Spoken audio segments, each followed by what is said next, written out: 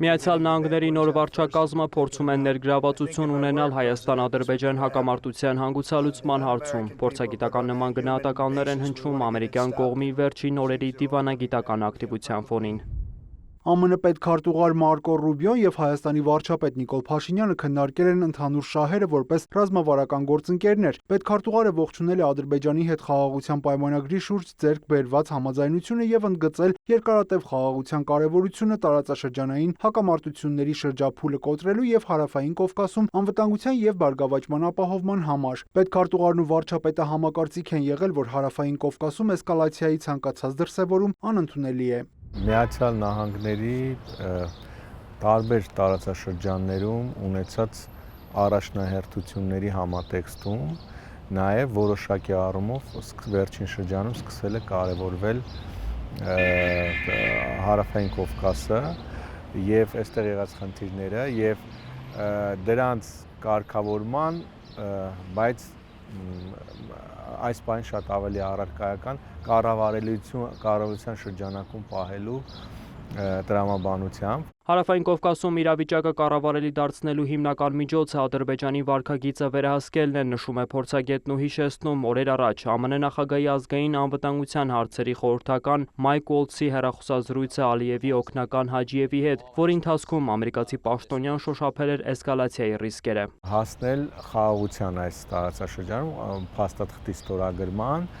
եւ դա իրականացնել Միացյալ Նահանգների հովանու ներքո։ Դա ենթադրում է ամերիկյան միջնորդություն, գուցե նաև հարթակի տրամադրում Միացյալ Նահանգներում։ Դա Միացյալ Նահանգների պլան մաքսիմումն է։ Բայց քանի որ այս վարչակազմը դեռևս չի հաջողացրել, չի հասցրել ամբողջովին ներգրավել մեր տարածաշրջանում, ինչը եւ տրամաբանական է եւ օբյեկտիվ է, քանի որ շատ կարճ ժամանակահատվածում իրենք այլ խնդիրներ են փորձել լուծել։ Հիմա փորձում են այստեղ այդ կառավարության, այս իրավիճակը կառավարության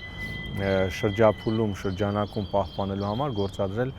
մաքսիմալ բոլոր հնարավորությունները։ Դա ուղիղ շփումներն են Ադրբեջանի հետ, ուղիղ շփումներն են Հայաստանի հետ։ Ռուբիո-Փաշինյան հեռախոսազանգի մասին հայկական կողմի հաղորդագրությունն ըստ փորձագետների ավելի համեստ էր։ Վարչապետը պետքարտուղարին էր ներկայացրել բանակցային գործընթացները, ընդգծել, որ համաձայնագրի նախագիծը սպասում է ստորագրման։ Մինչդեռ պետդեպի հաղորդագրության մեջ շեշտվում էր հայ-ամերիկյան հարաբերությունների ռազմավարական բնույթը։ Հայաստանը ցանկացել է, որպեսզի հենց Միացյալ Նահանգները, եթե ցանկանա, ընդգծի ռազմավարական գործընկերության փաստը, ինչը կարծում եմ դիվանագիտական էթիկայի քայլ է Հայաստանի կողմից եւ հավանաբար ըստ արժանվոյն գնահատվել է Միացյալ Նահանգների կողմից, հենց դրա համար էլ իրենց տարածած հաղորդագրությունում նշվում է ռազմավարական գործընկերության մասը,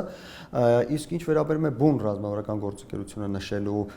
քաղաքական իմաստին, ապա այստեղ շատ կարևոր է, որ Միացյալ Նահանգները ակնհայտորեն ցույց է տալիս, որ հետևողական է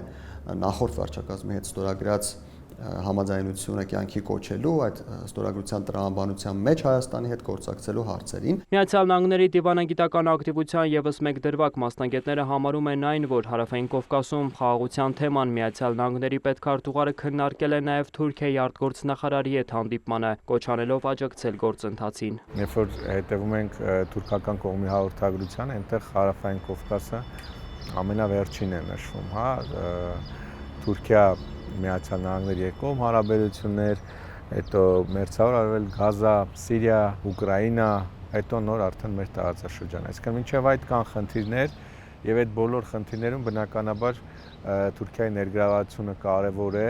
եւ եթե դիտարկում ենք ըստ հաջորդականությանն էլ ակնհայտ է, որ այս պահին բնականաբար Թուրքիայի համար առաջնայինը Սիրիան է, որովհետեւ այնտեղ իրավիճակը չի հանդարտվում, բայց ինչն է կարեւոր, որ բոլոր նշված ուղղություններում Միացյալ Նահանգների հետ սակարկելու հնարավորություններ կան։ Պետրոսյանը կանխատեսելի է համարում այն, որ ընդհանուր սակարկությունների մեջ Հարավային Կովկասն իր տեղն ունենալու է։ Հարավային Կովկասում խաղաղության հաստատումը այն խնդիրն է, որն ամենամոտն է հանգուցալուծման։